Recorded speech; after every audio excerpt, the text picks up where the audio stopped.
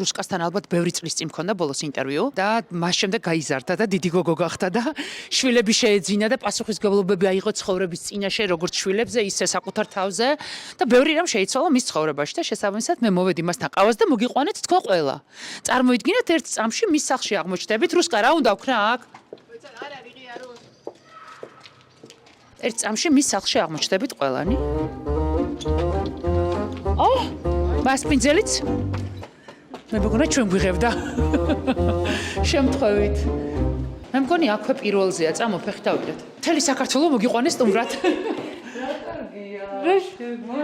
შებზადი გეთავა. მოვზადი შებზადი. ფეხზე გავიხადო? კეთილი იყოს ჩემი ფეხი შენ სახლში.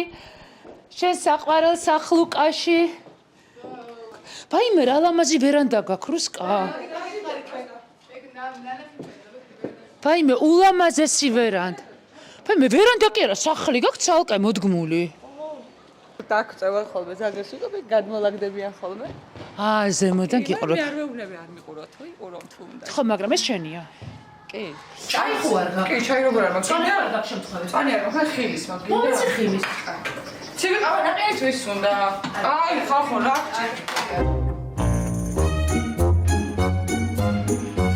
სოფიო ჩემპიონატის ქვეყნების დროშებია. მათი მთავარი ჩანაფიქრი არის ის, რომ მე სხვადასხვა ქვეყნის დროშები შეაგროვოთ, საკოლექციო ნიმუშად აქციოთ ეს. იდეაში მე ნახულობ ჩემს მეგობრებთან, ტიკტოკერებთან, მათ შორის, როდესაც ამ კოკაკოლის ქილებს აგროვებ და წარმოვიდგინეთ რა ლამაზი იქნება ამ ქილების შეგროვება, როდესაც სხვადასხვა ფერის დროშები ექნება. სოფიო ჩაატიეს ერთ ქილაში.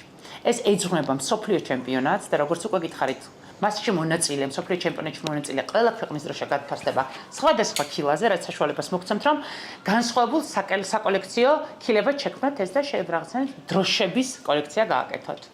და მე უნდა დალიოთ. არა, ჯერ უნდა დალიოთ და მე უნდა შეაყროთ. შოთა შორის sugar free-ცა. sugar free-ცა არის და მე სულს რატომ მემართებ? ჩვენ ნამდვილი კოკაკოლის ფანები. მანიაკები, კოკაკოლა ზეროს ძალიან დიდ რაოდენობას. კოკაკოლა ზეროს საერთოდ არ რა ვიცი წესი, რაც შემგაშეზდის კოკაკოლას. რუსკა ძალიან დიდი მადლობა, რომ სახლის კარი გამიღე და ჩემი სახლის კარი სულ ღიაა შენთვის. და ეგრენი ხალხი მომაყვანინე შენთან. აბარა, კარგი ხალხი რა ჯობია კაცო მაგას. დღეს ვამბობდი, რომ ბოლოს შენთან ინტერვიუ რომ მქონდა მართლა პატარა იყავი. შვილი არ ყავდა ჯერ. ბოლოს ინტერვიუ როდის მქონდა გამახსენე? მე მახსოვს რუსთავი 2-ზე. ნიჭიერის პერიოდი მქონდა, ხო? კი. მაშინ ბავშვი ყავდა? არა, 2015 წელი იყო. არა, მაშინ ბავშვი არ მყავდა. მე მოვედი ახლა გაზრდილ რუსკასთან, პასუხისმგებლობებით ავსესთან, მარტოხელა დედასთან. და მოკლედ ადამიანთან რომელსაც რაღაცა ახლა რაღაც მაშინ სხვა სიმსუბუქე გქონდა, ნაკლები საფიქრალი, ახლა რაღაცების ალბათ ეკონომია გიწევს, დათვლა გიწევს, აგერ კვადრატულ სითული რაში რა გამოგივა და ასე შემდეგ. ხო, ძალიან უცნაურია, მე თვითონაც არ წარმოვიდგინე. ჯერ თავიდან რომ დავიწყოთ, საერთოდ შვილი კი და აუცილებლად გეგმაში იყო ჩემ ცხოვრებაში შვილების გარეშე, ხო იცი, აი, ყველა დედის ქალის პოტენციური დედის შიში არის, რომ შვილი არასდროს არ ეყოლებოდა. მე ხო რა თქმა უნდა, ყველაფერი ხო უნდა ჩავიხვიო, რა თქმა უნდა, როგორც აი ესე მარტივად ხო ყველაფერს უდგები, მაგრამ რაღაცები ჩახვეული მქონდა. მიუხედავად იმისა, რომ მეშინოდა იმის, რომ თქვა, აი მე დედა მეც ხო არ გავხდები არასდროს და რაღაცებს ფიქრობდი, მაინც ვერ წარმოვიდგენა ჩემი თავი დედის ამპულაში ვერასდროს. სანამ არ აი ორსულად რო ვიყავი, მაშინაც ვერ ხვდებოდი რა ხდებოდა ჩემთან. აი ხა 39 წლის ვარ უკვე. ილია რო გავაჩინე ვიყავი 29 წლის და 30-ის გავხდი. 29 წელი საერთოდ არ ნიშნავს, ხო, ჩემთვის მნიშვნელოვანი ასაკში გავაჩინე. ჩემს მაგას სახში უნდა ხდებოდეს დედა ყველა კაცი. აი ხო, ეგრე მქონდა დათქმული და ეგრე გავაკეთე. და მუცლის მუცელშიც რომ ეშ და საერთოდ ვერ ვიგებდი რა მდგომარეობა მქონდა. ძალიან ხო იცი, აი ყველა უცნაურს არ ვეძახი ჩემ თავს, მაგრამ უცნაურობები მე უნდა დამემართოს რა. აი ორსულობაშიც რაღაც უცნაურობები რაც არის, ყველაფერი დამემართა რა. აი რაღაც უცნაური ტოქსიკოზები მქონდა, მაგალითად ილიაზე. ეგ არსად არ მithავს, ვერ ვბანაობდი. What? საკითხი რა უცნაურია შენთან გამახსენდა ეხა 3 თვე. წყლის დანახვა არ მინდოდა. კაი რა. მე დავსერჩები, რაღაცა ტიპის ნევროზია რა. ანუ არსებობს, ბევრი кейსები არის ტოქსიკოები. ეგ პანიკურ შეტევზე შფოთვაზე გემართება მე მქონდა ეგ ერთი პერიოდი, რომ აბაზანის ჯერ შევდიოდი კი. აბა ხო და მაგას ვეუბნები, კიბილამდე არ შემეძლო აბაზანაში შესვლა და ბოლოს კონფლიქტები ხდებოდა. 5 დღე ისე გადიოდა, რომ ჩემი მაშინდელი მეუღლე, ახლა არ მყავს მაშინდელი რო ვთქვი. აი ეს გამიღებდა ჩუმად კარს, უკვე რომ ისტერიკას ვტეხავდი, რომ თავი დამანებეთ არ მინდა ბანაობა რატო არ გესმით თქვენ ჩემი მტკივა ვიძახთი მტკივა ნუ არ მსიამოვნებდა შეხება წლის და გამიღებდნენ ეს დუშ მოუშვებდი გამიღებდნენ წავიდოზე და აი ძლივობით მე რაოდგებოდი 5 დღის მერე შევიდოდი დავიბანდი აი ეგ პრობლემა მქონდა მარტო რა ილიას მეთქი აი ხო შეიძლება არსებობს ეგეთი кейსები ეგეთი სტილის ტოქსიკოზი ზოგს ესემართება ზოგს მე რა თქმა უნდა ვიჯექი სამეთვე დაუბანელი. გადარჩი ოჯახის განგრევას მაგიზეზე. ანუ გიფშორდებოდნენ ბოლოს რომ ახალი არ ბანაობს. იცი რა არის? მეორეც მიაყოლე მალე, ხო? არა, რატომ მივაყოლე მალე? მეორე გეგმის მიხედვით, მე ხო გეგმებს წერ ხოლმე და გეგმები. ანუ ბაფრენეს ყოფილი დაგეგმილი იყო. კი, კაცო, 18 წლის გეგმაში, 18 წლის რო გავხდი რომ ჩამოვწერ გეგმა, მაგ გეგმაში იყო ის 35 წელი. ანუ რა ძალის აფირმაცია შეგიძლია, ანუ ბლოკნოტში იწერდით. აი უბრალოდ ძალიან მარტივად ბლოკნოტში ერთ დღეს ავდექი და ჩამოვწერ ყოველგვარი მადლობა სამყარო, წინასწარ დიდი მადლობა სამყაროს, დიდი მადლობა მზეს, დიდი მადლობა მთვარეს, აი ყოველგვარი ამ ყველაფრის გარეშე რა. აი უბრალოდ ჩამოვწერ, აი ეს მთვარეს და იმებს რომ მოაშორებ, უბრალოდ 18 წლის გოგომ ავდექი და ჩამოვწერე ჩემი გეგმა 35 წლამდე. ყველაფერი გეგმის მიხედვით წავიდა, ნუ გარდა გაშორებისა. მესამე შვილი მინდოდა, მაგრამ არ არის, მაგრამ მეორე ბავშვი 35 წელზე მეწერა და გავაჩინე გოგო, მე 35 წელზე ესე ეწერა გოგო. ანუ შენ ამოფრო ეგ აფირმაციის მიღმა ეგეთი უნარები გაქვს? არანაირი უნარები არ არის, უბრალოდ ჩამოვწერე გეგმა და შენ გოგო როგორ შეუყვეთ? ანუ ეგ მანიაკალურად ვიცოდი რომ პირველი ბიჭია და მეორე გოგო. ანუ ვერავინ ვერ შემედავება და ამაში არ არსებობს. აი ვერავინ. აი ეს დავასწარი ეხოზე ორივე ჯერ მას რა ქვია. უთხარით რომ ბიჭია, უთხარით რომ გოგოა და გოგოა ბიჭია ესე. ისე მარტივად. რუს ამ სახში ცხოვრობ შვილებთან ერთად? ამ სახში ცხოვრობ შვილებთან ერთად. ეგ რთულია, ხო? არა. არ არის საერთოდ სირთულე, როცა მარტო ამ ენერგიის, მე ხო შენი შვილი ნანახი მყავს რა ტიპის ენერგია აქვს, რაღაცა ვულკანური ენერგია აქვს, გოგო არ ვიცი.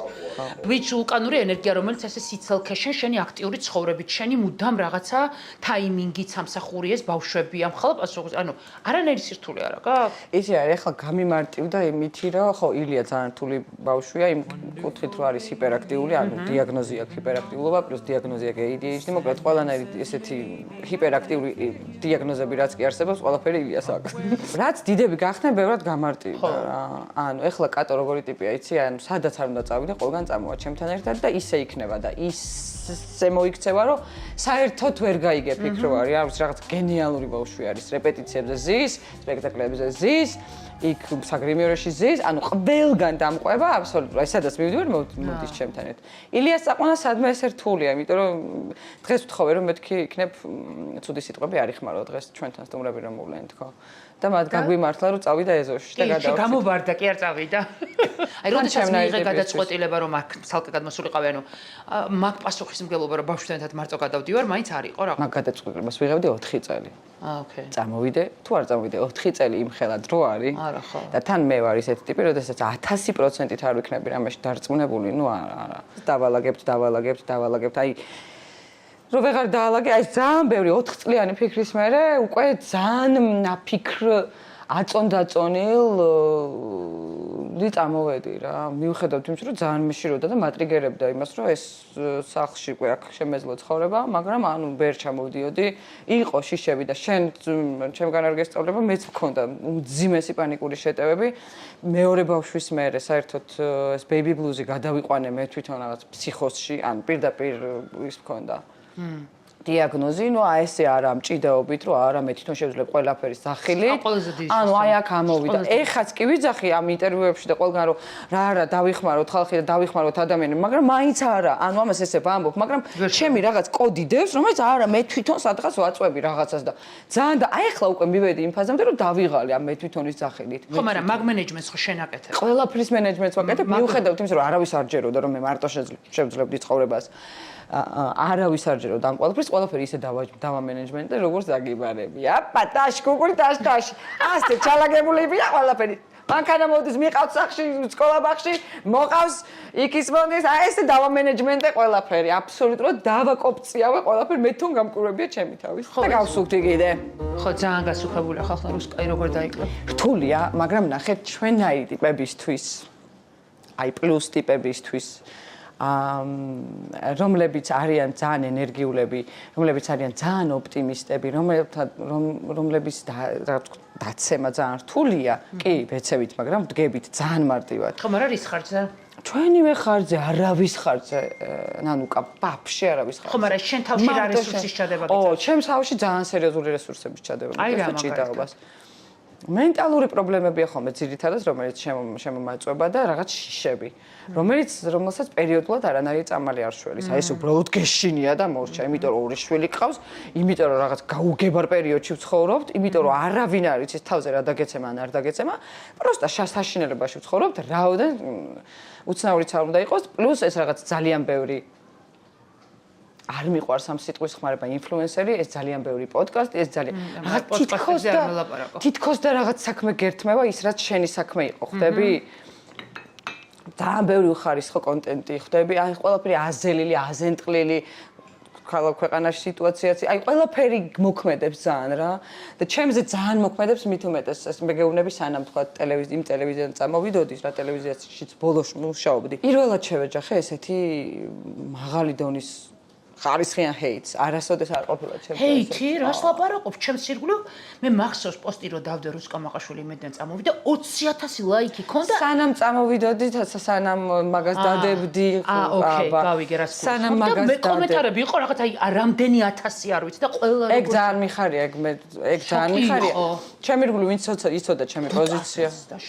კი, მაგრამ ნახე ჩემი მეგობრები, ჩემი ძე. ხო, არა, ვიცი რომ მნიშვნელოვანი ხალხს აქვთ იმის განცდა რომ აი ყველა იმედელის მიმართ ეგ განცდა არ არსებობს, მაგრამ ხალხს აქვს იმის განცდა რომ რუსკა მისია, დუტა მისია. შესაბამისად ის ბრაზიც მეტი იყო თქვენზე, წნეხიც მეტი იყო და მე მართლა გონებ ვიძახდი რომ ხალხო ეს რა ინგეიჯმენტია თქვენ, რომ შენზე პოსტი რო დავდე და უბრალოდ შევედი და უცებ ანუ სიგიჟე იყო ის 20,000 ლაიქი და 20 ეხლა შეიძლება 30 აქ არ ვიცი, მაგრამ ის პირველი 20,000 შოკი მახსოვს რა ქონდა და 10,000-ობით პოზიტიური კომენტარი რომ ვიცოდით რომ ამას კიდე რუს ვიცოდით თითქოს ხალხს ეს უნდოდა შენგან უნდოდა ნახე უნდოდა, მაგრამ მე ამის გაკეთება მინდოდა მაინც ისე რომ მე თვითონ მივსულიყავი ამ გადაწყვეტილებებს. აი მე თვითონ, იმიტომ კი არა რომ რაღაცა.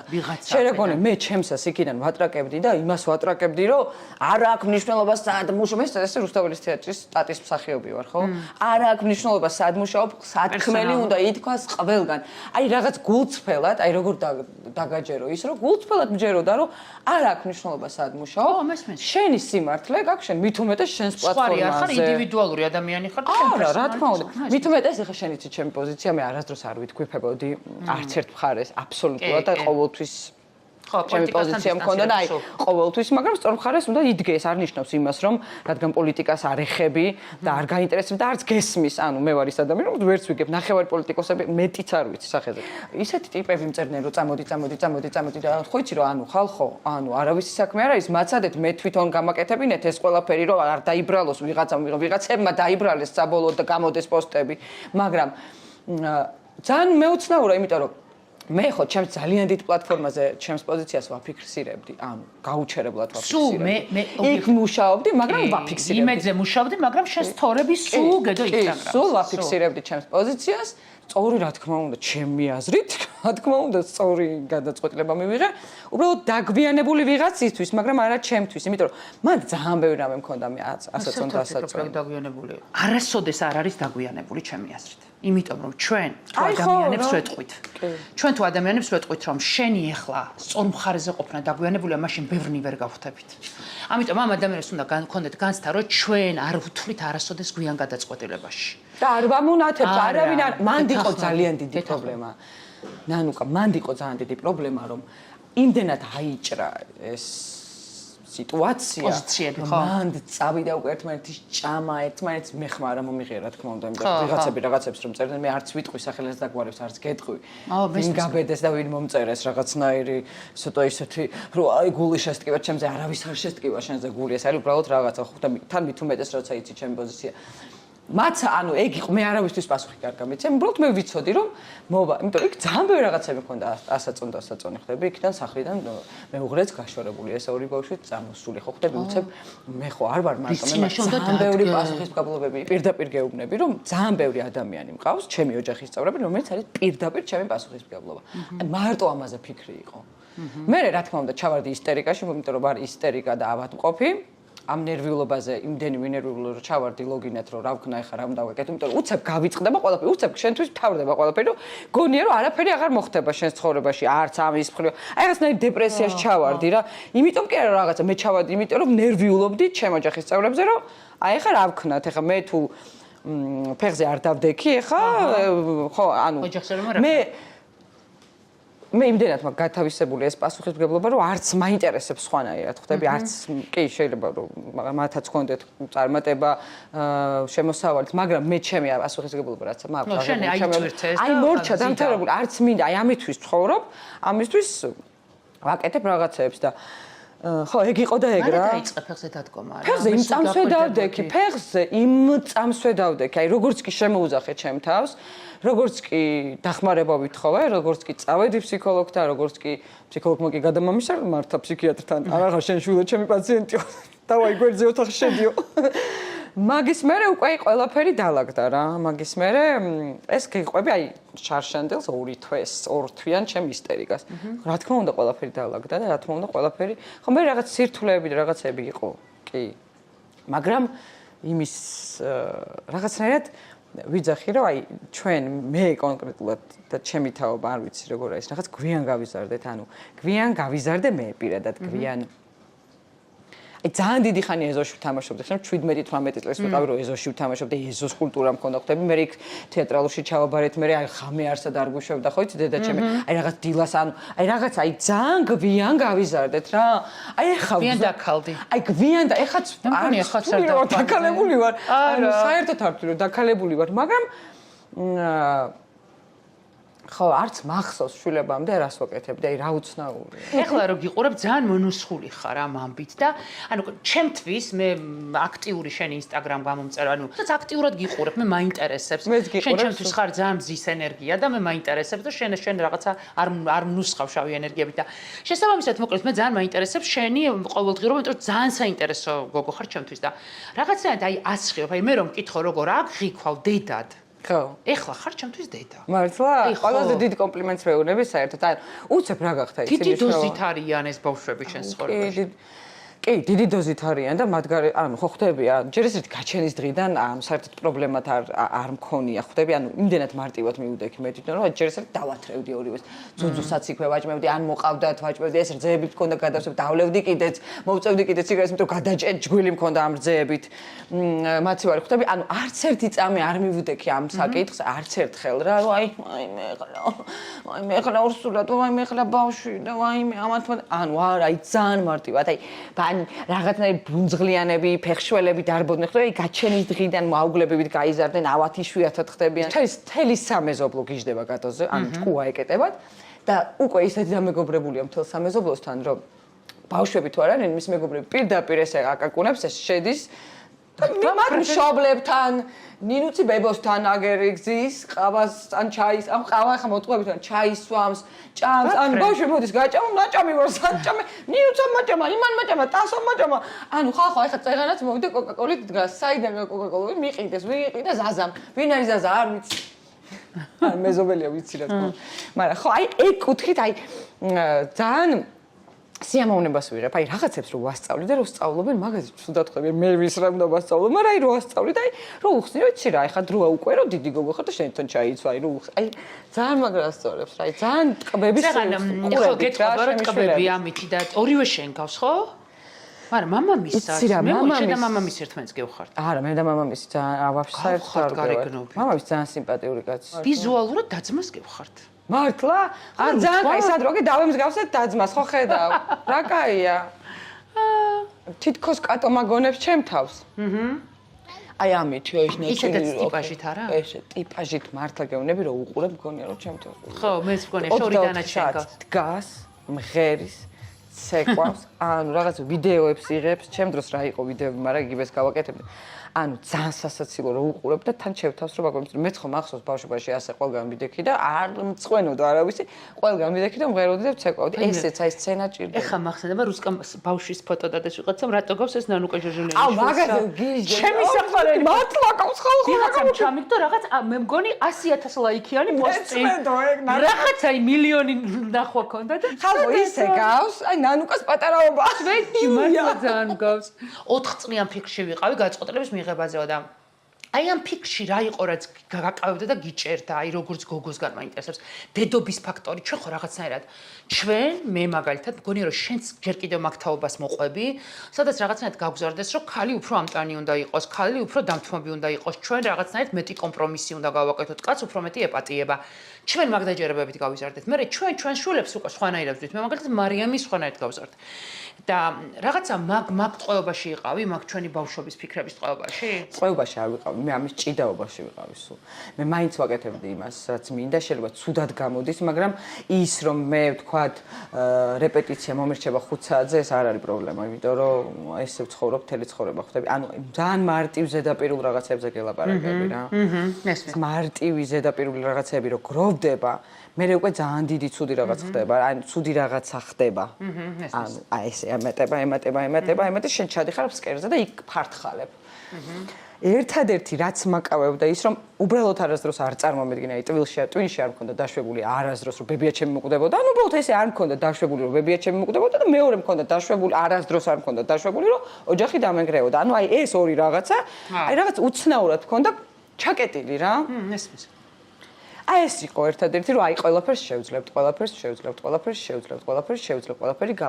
გამო მაგრამ შენ ხარჯზე არ ვერ ვიტყვი ბოლომდე ჩემ ხარჯზე მე იმასაც ვერ ვიტყვი რომ მე არ ვარ დამნაშავე მე იმასაც ვიტყვი რომ მეც ძალიან ბევრ რამეში ვარ დამნაშავე და იმიტომ რომ მეც ძალიან ბევრ რამეში ვარ დამნაშავე და ისიც ძალიან ბევრ რამეშია დამნაშავე ესე ერთად უბრალოდ ფიზიკურად უკვე როდესაც ტოქსიკური გახდა ეს ყველაფერი და როდესაც უკვე ბავშვებიც გრძნობენ ამას ძალიან ამ შემთხვევაში ახლა ჩემთვის ყველაზე მნიშვნელოვანი ბავშვები ხვდები ან მათ ტრამვები არ ქონდეთ მათ არ ინერვულო აი ამის ჭიში ვიყავი 4 წელი რომ დაალაგდება დავალაგებთ ეს ბავშვები მარინერვულონ იმიტომ რომ რაღაცები მეც ესე რო გითხრათ ძალიან ტრამულად მახსოვს ახლა დედაჩემის და მამაჩემის დაშორება მართლა მოგატყუებ აი ახლა დღეს და ბოლოს მართლა მივხვდი იმას რომ ერთხელ ცხოვრობ ამ ქვეყანაზე და რატო არ უნდა იყო კარგად რატო არ უნდა იყოს ეს ბიჭიც კარგად რატო არ უნდა იყო მეც კარგად და ამიტომ მივიღე ეს გადაწყვეტილება რომ მოდი ახლა ესე ვქნათ იმიტომ რომ სხვა გზა აღარ არის ფიზიკურად აი შემოსავლის მენეჯმენტზე უნდა კითხო ახლა აქ ცხოვრობ მარტო ალბათ ბევრი მარტო ხელა დედა გვიყურებს ახლა ჩვენ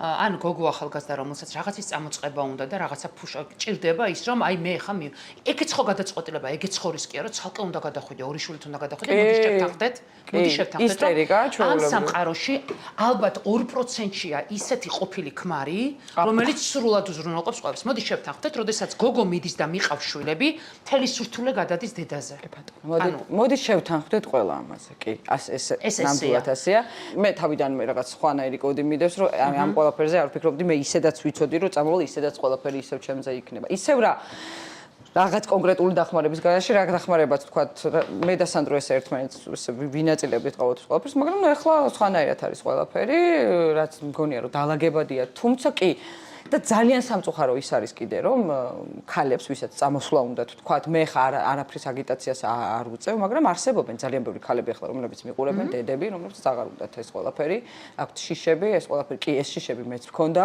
რომ ვაიმე ფეხზე როგორ დავდგები ვაიმე დედა ამას რა ვაჭამო აი რა შეიძლება კონდეს და მაინც კონდეს აი არის მაგრამ მომავალზე ფიქრი რომ აიმე ერთ დღეს შეიძლება ყველაფერი გაქრეს და მართლა შეიძლება ერთ დღეს ყველაფერი გაქრეს მით უმეტეს ამ რეალობაში ერთ დღეს უბრალოდ შეიძლება გაქრეს ყველაფერი უბრალოდ შეხედონ თავის შვილებს ერთ წამში არის საკუთარ თავსაც არა ჩვენ თავებისთვის უნდა ვიღებდეთ გადაწყვეტილებას კი როგორ უნდა ვიღებდეთ მაგრამ აი როდესაც 15 39 წლის 39 წლის ძალიან ახალგაზრდა ხარ უშყა ძალიან ახალგაზრდა ხარ ამ დროს ხო ყველაზე სწორი არის რომ საკუთარი თავი აირჩიო ხო და მე ავირჩიე საკუთარი თავი ოღონდ ჩემ შვილებთან ერთად იმიტომ რომ ბედნიერი დედა ბედნიერი შვილებს ნიშნავს ხო მესმის პირდაპირ მნიშვნელობით აი რაც არ უნდა შტამპი წინადადება იყოს იყოს მართლა დედა, ბედნიერი მშობელი ნიშნავს ბედნიერ შვილებს.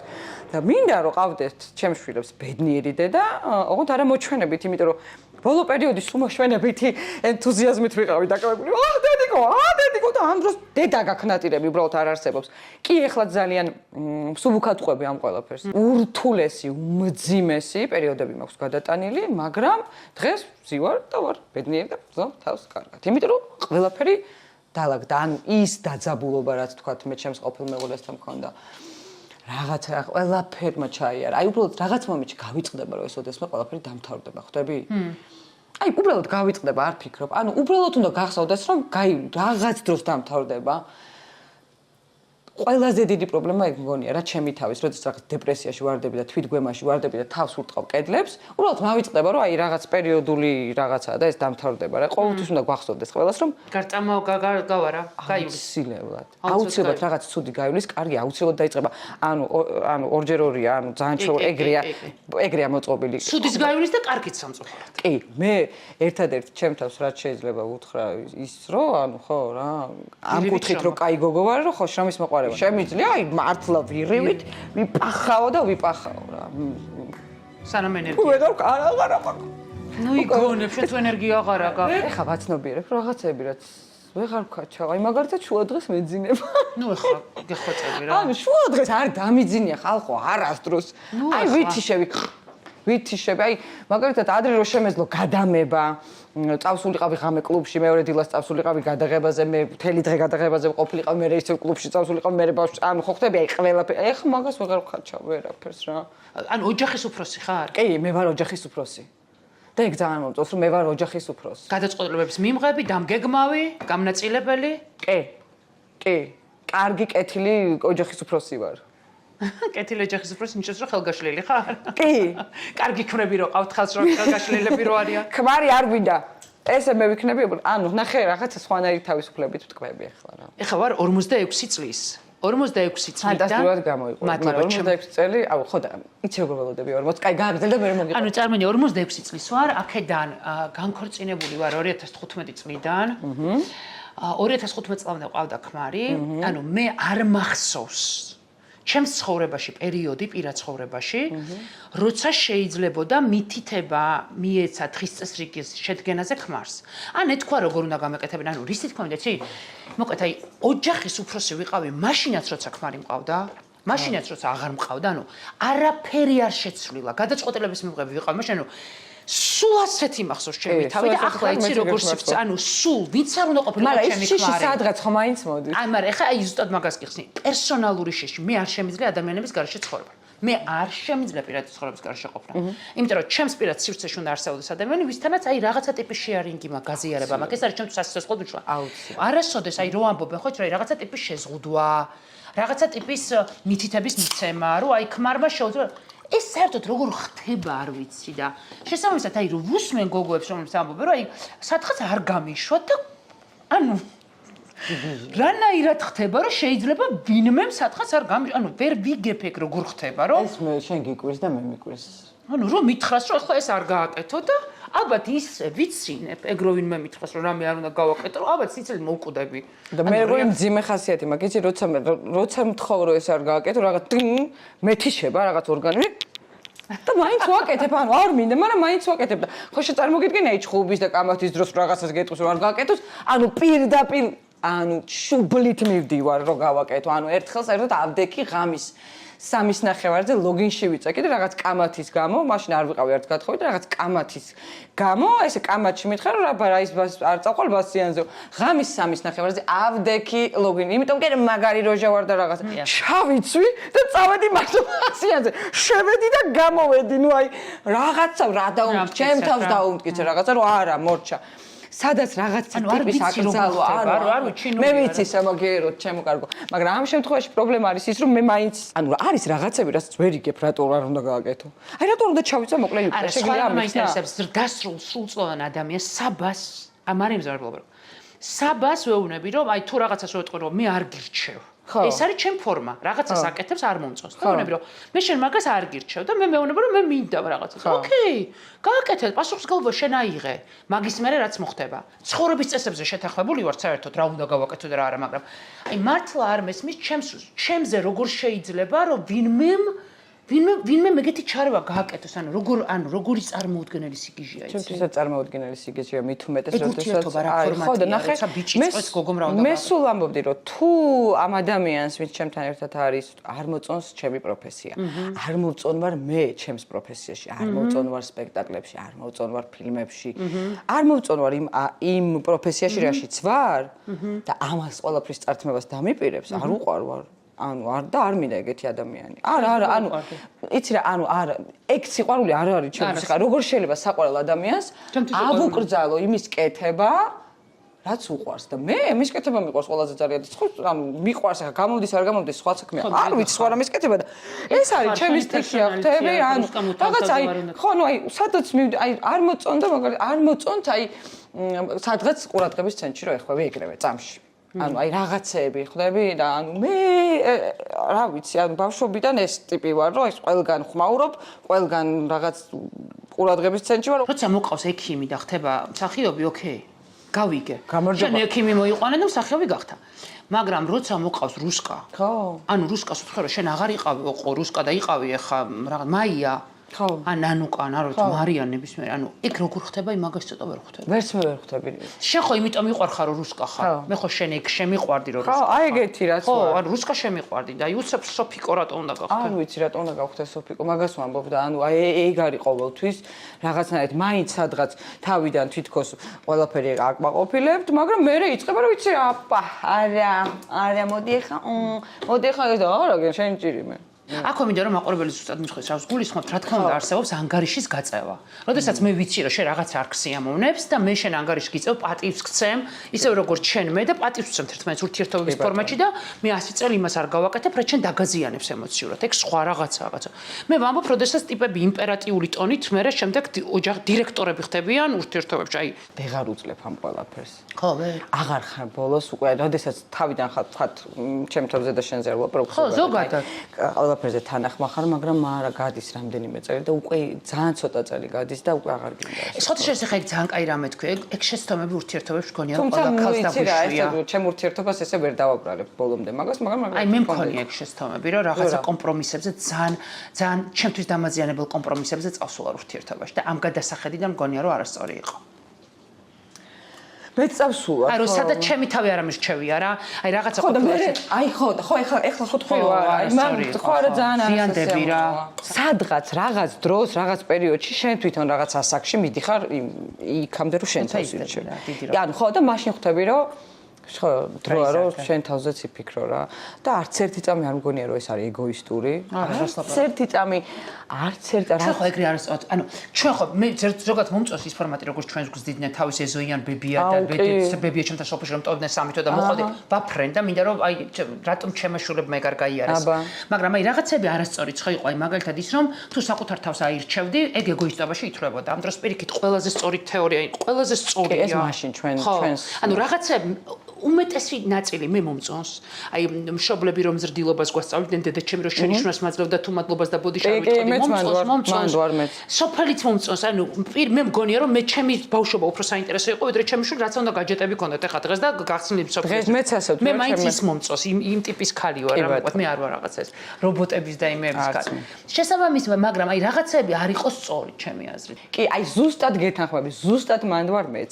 შენ რო დედა ან ხო ხვდები რაღაცა თითქოს ყველანაირი ის როგორ და რატო უკვირთ ეხლა რომ ყველანაირი ყველაფერი ჩვენზე ქალებზე გადმოდიოდა ეხლა რატო უკვირთ რომ კი ჩვენ თავებს თulit რომ ვართ ოჯახის თავები და მოფუჭები აი რატო უკვირთ პრაქტიკაში რო ეგრე ხარ ესე გავიზარდეთ ძმაო და რა გავაკეთოთ კი ეგრეა ეგრე გავიზარდეთ ეხლა რომ შევაფასოთ ბედნიერების ინდექსი 10 ქულიანით რამდენი ქულა შესაკუთარ თავს გულთფელად 6-იანი 10-დან 6. 1-დან 6. და ეს არის ძალიან გულწრფელი. 5-იან სასურველი. ანუ 5 უკვე აქეთ არის, ხო? 1 2 3 4 5 აი უკვე 6-დან. 6-დან იქეთ გადადიხარ. აი პლუსში მიდიხარ. პლუსში ხო.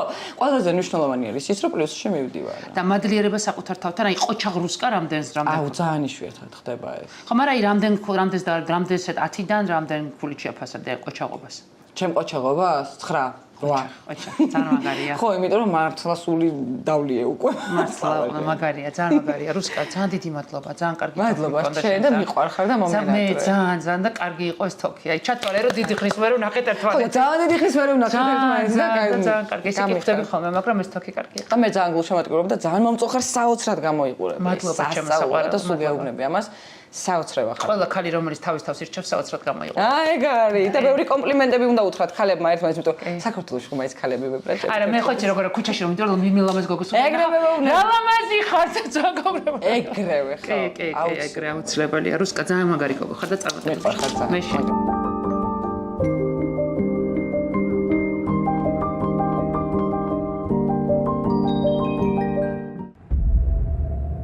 ჩამოვედით კახეთში, უნდა მოგიყვეთ.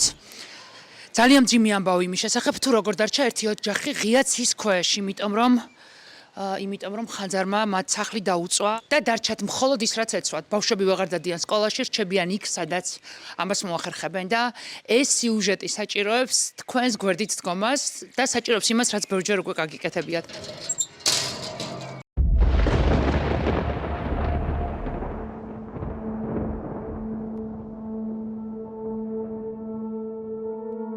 რომ მომიყვეთ ის დღე, როდესაც ღია ცის ქვეშ დარჩით მხოლოდ იმით, რაც გეცვათ. დილით ავდექით მე და ჩემ მეუღლეს სამსახურში მივყავარ ხოლმე ყოველთვის. ჩვენ გავედით სადღაც 7 საათი ხდებოდა. სადღაც 15-20 წუთში მოხდა ეს ყველაფერი. მე და მირეკამ მეზობელმა გოგომ. დიახ. სხვის ტელეფონზე რეკავდა და რომ უპასუხე. ფელა იციო, ვერიკოს ძალიან დიდი უბედურება შეემთხვაოდა. მე ვერ მივხვდი თავიდან რაზე იყო ლაპარაკი და რა მეთქი და სახლი საერთოდ აღარ აღვთო. მარტო გადარჩდნენ დედამისი და ბავშვი გამოვიყვანეთ, მეტი არაფერიო.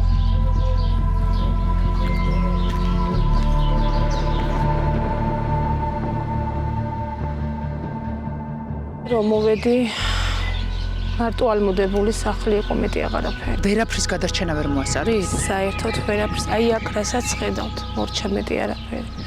და ეხლა სად ხართ? ეხლა დღისით აქ ვართ ხოლმე და ღამე დედასთან მივდივართ და იქ ვართ. და დღისით აქ ყოფნას რატო? აი აქ ვალაგებთ ინგრევა და ასუფთავებენ. ფიქრობთ რომ ისევ აქ გააგრძელოთ? არ ვიცით, როგორ შეუძლებთ, არ ვიცით ჯერ არაფერი. ადგილობრივი ხელისუფლება რას ამბობს? ერთადერთი რაც შეიძლება გაკეთდეს 5000 ლარია მხოლოდ ერთშაბათი დახმარებაო და ხო, მაგრამ ამ 5000 ლარად რას იზავთ? არაფერს. ბინა უნდა მოიძიოთ, რომ ქირით გახვიდეთ და ვეძებთ, მაგრამ ჯერ ეგეც ვერ უშოვეთ. სად რჩებით საღამოს? დედასთან. გავასში ცხოვრობ. ბავშვები?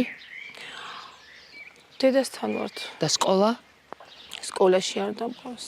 ვერ დაყავს ჯერჯერობით და მასწავლებლებმა დირექციამ იცის და ხელს გვიწყობენ, რომ კლასთან კლასში გადავა. საბაქვია? ჩემ შულსაც საბაქვია, მოტრიალდი. რა იყო იმ დღეს სახლში იყავი შეხანძარი რო გაჩნდა? ეხლა ლებოჩემა გამოვიდა და გავიდა გარეთ და მე კიდე გამოვედი თან და ტელეფონს თუ შევრუნდი და ცეცხლი უკვე ამოსული იყო მაგალითად აქამდე და ვეღარ გამოვიდოდი ქვემოდან და შევედი უკან იმ ოთახში და გადავხდი ფანჯრიდან. თუ მიხვდი საერთოდ რა ხდებოდა სახლში? მივხვდით ახლა. მომიყევი დღეს სად ხარ, როგორ რჩები, სად რჩები? მე რჩემ ბებოჩემის სახლში, გავაში. სკოლა? სკოლაში არ დავდივარ ჯერ. რატო?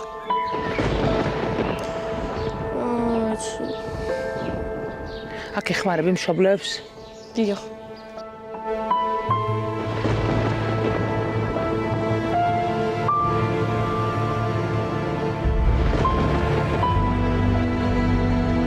ხმაური შემომესვა შეშიც წვიეს. რო ჩამოვედი უკვე აი აქამდე ჩამოვედი და დავინახე რომ კარები სუნთლა ცეცხლის ალში იყო. აუბრუნდი კიბეზე და ჩქარა საბა ვიწვევით მეთქი. ბავშვი გამოიყვანე და თან გარეთ გავიქეცი, რომ ვისმესთვის გამიგებინებინა. აი, იმდენად დავიბენი, რომ ტელეფონი ხელში მეჭირა და სახანძროს ვერ გამოუძახე. ხო და სანამ მოვიდოდნენ და შემოვედი უკვე სუნთელი სახლი ცეცხლში იყო და ბავშვი გვერდზე მედგა.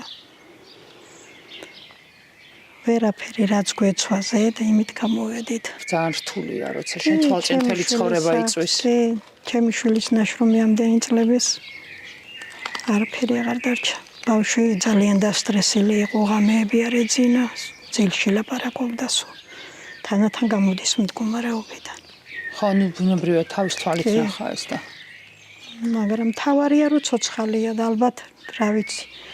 ღვთის და ხალხის დახმარებით ალბათ რაღაცა მოხერხდება რომ თავიანთ საკუთარი ჭერი ქონდეთ. ანუ ეხლა რაც გაქვთ 5000 ლარია, რომელიც მთავრობა მოგცათ. კი, ჯერ არ მიუციათ. ხო, მაგრამ ამას 10 ჯერ 5000 რა ჭირდება? რა ვქნა, არ ვიცი, რა სიზავენ, არ ვიცი. ვერ გეტყვით. სოფელიც ეხმარებათ. ხო, ამ დროს სოფლობა ძალიან იცის სოფელიც გვერდით გამა. ეხმარებათ, ნაცისავე მეზობლები ალბათ ყველანი დაეხმარებიან. კეთილი ხალხის კეთილი ხალხის იმედით. წყალობით რაღაც იქნება.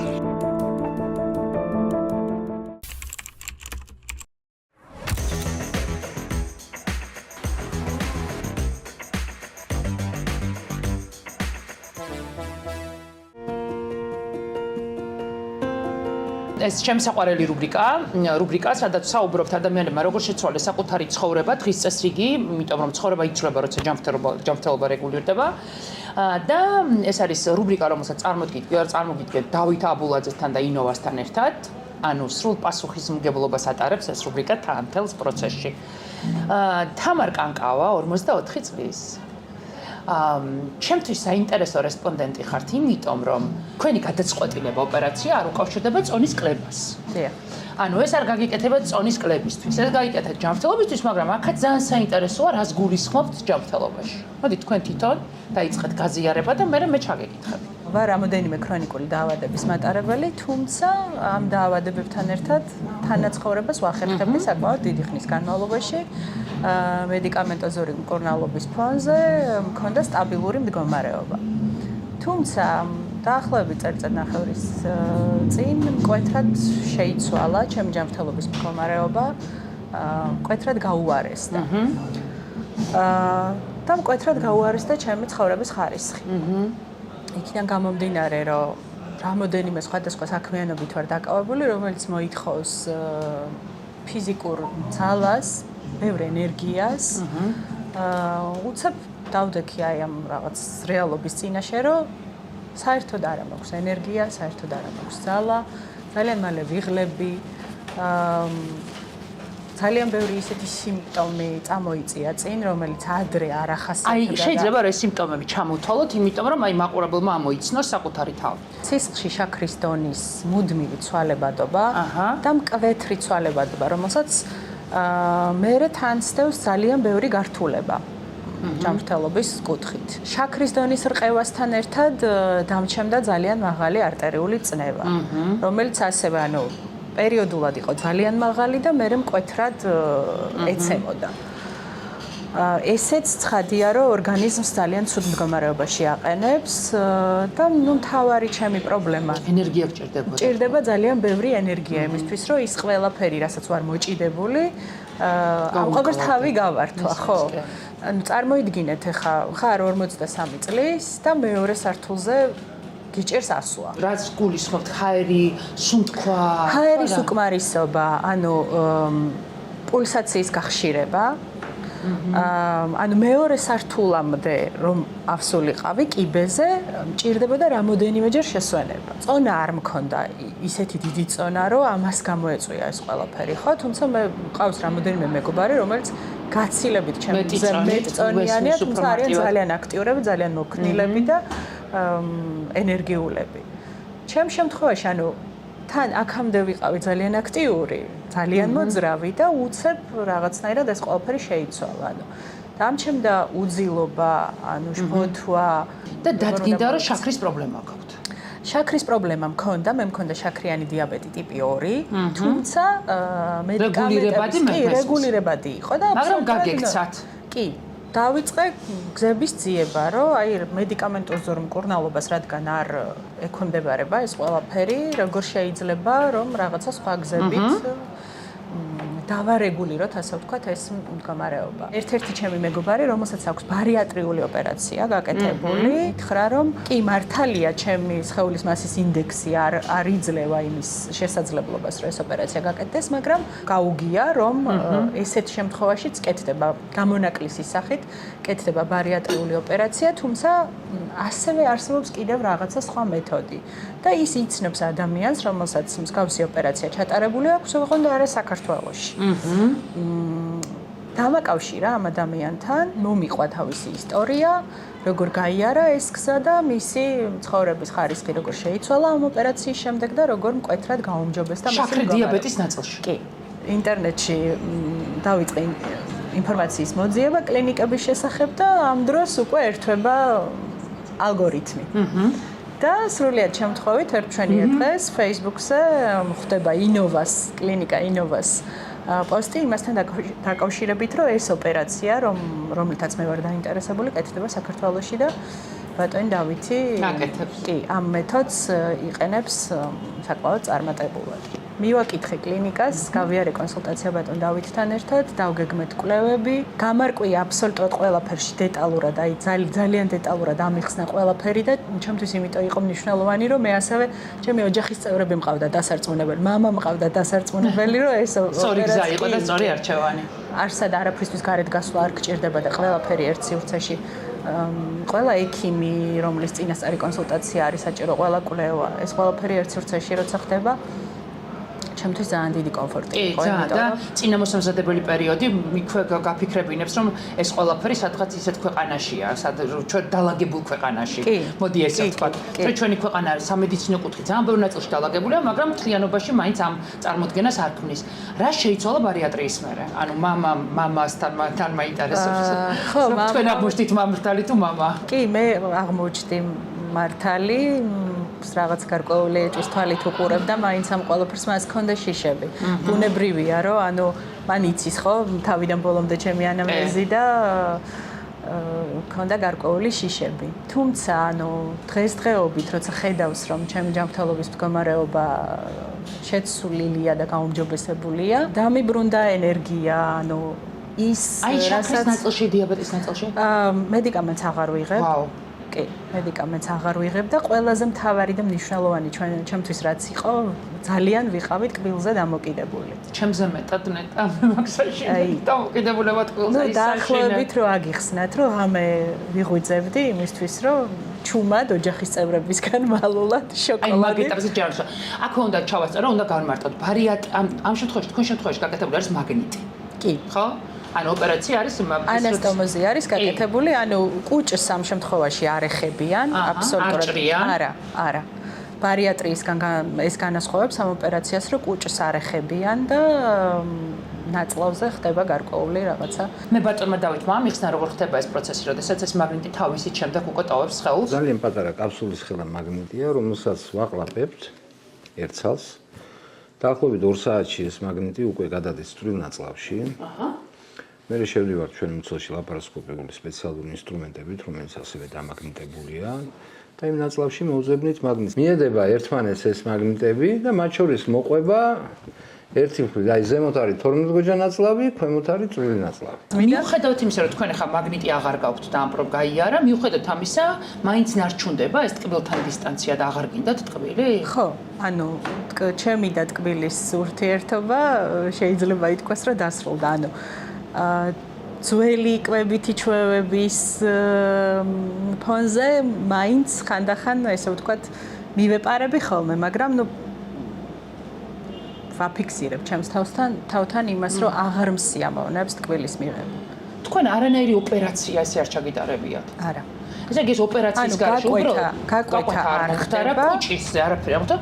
უბრალოდ ეს მაგნიტური მიმაგრება გააკეთეთ, ეს მაგნიტმა დატოვა თქვენ სხეულის სამკვირაში და მორჩა. კი ბატონო.